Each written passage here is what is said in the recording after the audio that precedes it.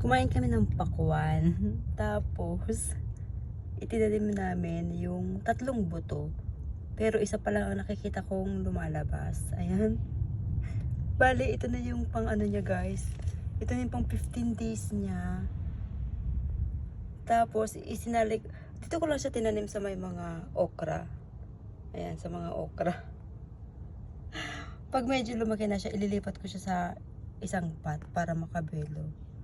Sobrang saya. Hindi ko ina-expect na mabubuhay siya. Kasi, palagi naman akong nagtatanim ng mga buto ba.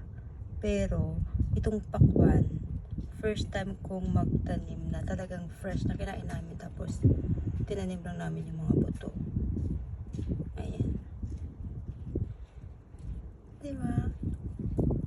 Dito ko tinanim yung isa nun sa katabi niya. Pero wala pa namang sign na tumutubo na.